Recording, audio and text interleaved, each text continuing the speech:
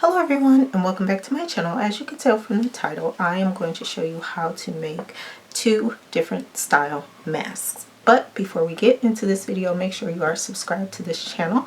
If you are not, please do so now. Also make sure you give me a thumbs up.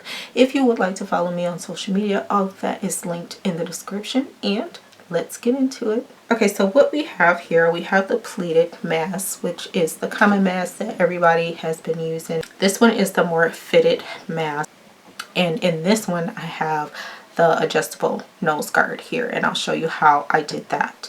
But this works really good. This is also the adult size. I do have my own pattern, which will be free to download from my shop.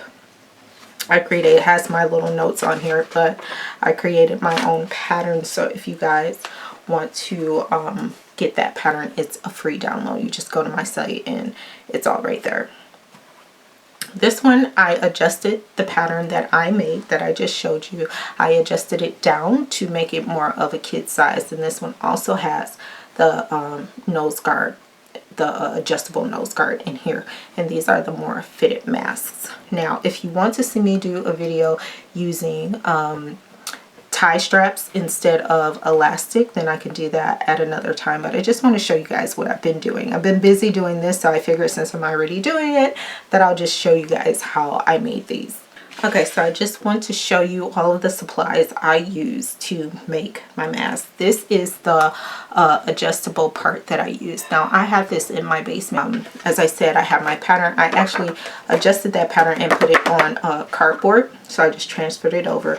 It has all of my measurements from what I've learned and how I adjusted the pattern to fit me and my needs. So what I did here, these are not available, but I will tell you how I did it. I just cut out, for my mask that I make, I cut 8.5 inches across and 7 inches down, and then these are like my folds and things like that. But this is the adult one that I use, and then this one is for children. I find that 7 by 6 inches is the best size for children. I tested it out on my 10-year-old, so that's what this is.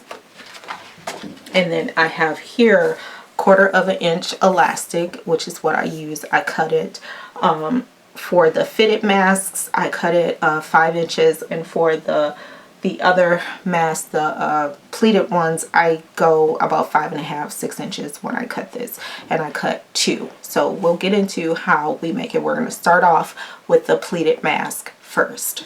So I ironed this out, and I'm going to use my little pattern I have here. Of course, as you can see, it's on the wrong side. So I just kind of line it up with my pattern. You can either hold it down or you can pin it. Because I've been doing this for the last 2 days, I'm just going to hold this down and cut. So I get both the pieces that I need when I do it this way. And I don't think I mentioned that for my inner lining, I use a iron-on interfacing, which I'll show you shortly. And that gives it just an extra layer of protection. I know that some people have been using coffee filters or using like double fabric. I found that fusible interfacing works just as well. And of course, I already had some at home, which I got from Joann's. However, they are out of stock, so I'll try to leave a link from Amazon, because I've been ordering a lot of stuff from Amazon lately. And you could save these little scrap pieces like here to make bias. So we have the 2 pieces here, and both have right size facing. So now what I'm going to do is take my interfacing here, and I use the heat and bond. It's a little bit messy because I've been using it, like I said, for the last 2 days, but I use the heat and bond, and you just iron it on. It's really easy to use. There is a rough side, which kind of lets you know that this side is the side that goes down, that iron's on. And it's really easy, since we're just cutting rectangles. It makes it very easy to use and to cut. What I do, you can cut 2 pieces and put interfacing on both sides of your fabric if you want to. I haven't been doing that. But yeah, you can do that if you like. And you're going to put this on the wrong side. You're going to iron it on the wrong side, because if you iron it on the right side of the fabric, when you go to flip it over, you'll see the interfacing, and that won't be what you want. You want it to be on the back. So this is what I do. I just kind of place it. Time to iron. Okay, everyone. So here is the pieces of elastic that I showed you. It's a 1/4 inch elastic. I cut it at 5 inches, 2 pieces, 5 inches.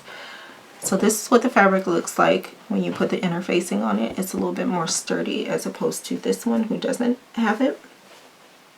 So now we're just going to take the elastic and place it on the inside at one end here, and then you're going to take it around and place it down at the bottom. So we're going to start sewing. Like I say, you're going to leave an opening. This is my opening, so I can turn it right side out when it's time. And I'm going to show you how to go over the elastic so it stays securely. Make sure you backstitch. This will also help you to go over the elastic twice.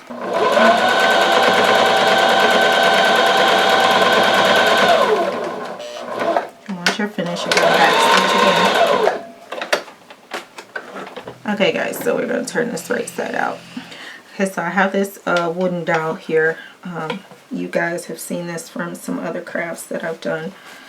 So I just take this to help me with the corners, or you can pull at the elastic, and sometimes that'll help push out the corners a little bit more. So for that part that you had open, you're going to fold that in. Sometimes the fabric does it itself. And then we're just going to iron this down, and I'll show you how to make the folds.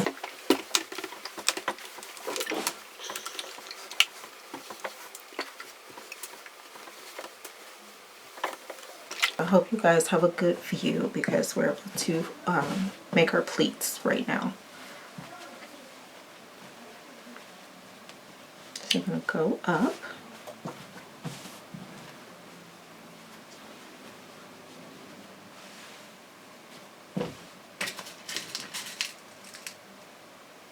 Once you make a couple of these, this process gets really easy after a while. Unless, of course, you're like me, kind of obsessive, and then you keep unfolding and folding. I like to put the pen a little bit more inward, so that way when I'm sewing, I don't have to worry about removing it. I can just do it once I'm done.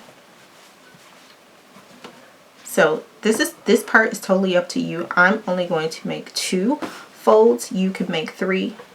Depending on how you cut your fabric, if you use my measurements or you make different measurements for yourself.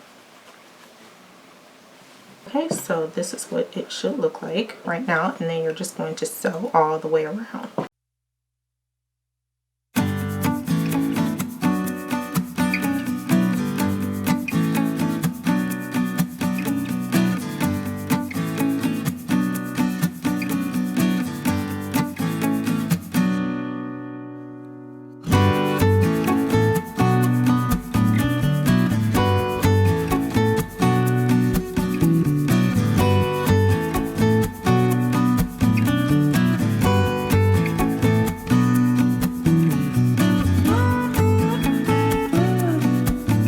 And here you have it, and it adjusts as you need it. It fits right around your ears.